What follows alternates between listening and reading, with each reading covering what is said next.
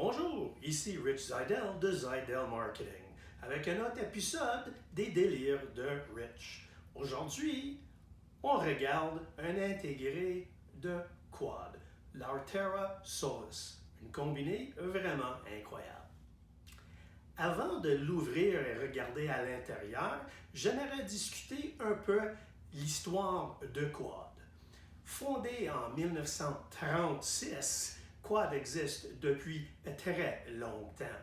En 1953, l'amplificateur Q2 de Quad 2 Amp a été présenté au public. Un amplificateur à lampe, même aujourd'hui considéré incroyable, est encore disponible aujourd'hui en format légèrement modifié. En 1956, Quad a présenté les haut-parleurs électrostatiques, les fameux ESL. Et en 1967, la première amplificateur à transistor, le 33303. Toutes sortes de produits de Quad en haute fidélité. Et maintenant, nous allons regarder qu'est-ce qu'il y a de nouveau. Avant de l'ouvrir, nous allons voir un peu de bling. Voici le couvercle en verre fumé avec le nom Quad là-dessus. Vraiment intéressant. On va mettre ça de côté.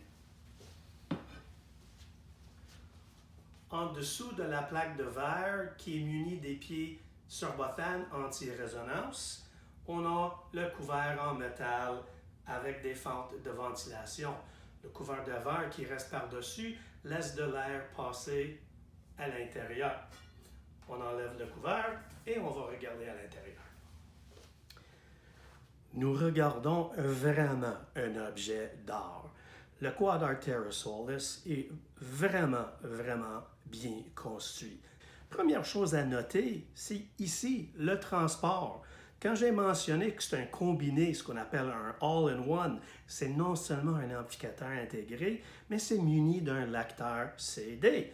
Donc, nous pourrons écouter nos compact disques. Peut-être plus intéressant que ça, le corps de la machine.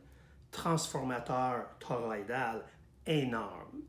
C'est ça qui nous permet d'avoir un courant robuste, faire marcher presque tous les haut-parleurs sur le marché dans ce gamme de prix.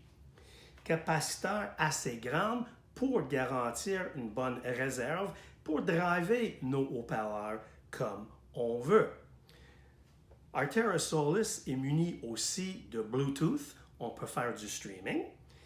On a un DAC intégré, donc nous pourrons utiliser d'autres sources digitales. Il y en a des entrées analogiques et il y en a des sorties analogiques. Donc, un Artera Solis va pouvoir servir comme un préamplificateur. Solis est disponible en deux saveurs différents. Le Solis standard et maintenant le Solis Play, qui est muni d'un streamer DTS Play-Fi. Bon, j'ai reviré l'ampli de bord pour nous permettre de regarder l'arrière. On commence avec les connexions de haut-parleurs. Ça, c'est relativement simple. Les autres choses qui sont intéressantes. Bon, ici à gauche, deux entrées digitales Toslink. Et quelque chose de très intéressant, en gris, une sortie Toslink pour nous permettre de servir de notre transport CD ou streamer pour alimenter un autre DAC.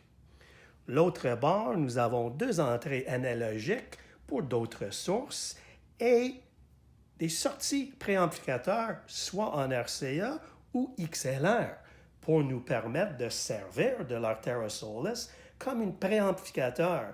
Donc, nous pourrons faire du biamplification ou nous pourrons simplement faire un bypass de l'ampli pour mettre un amplificateur plus puissant, avec l'idée d'éventuellement acheter un nouveau préampli.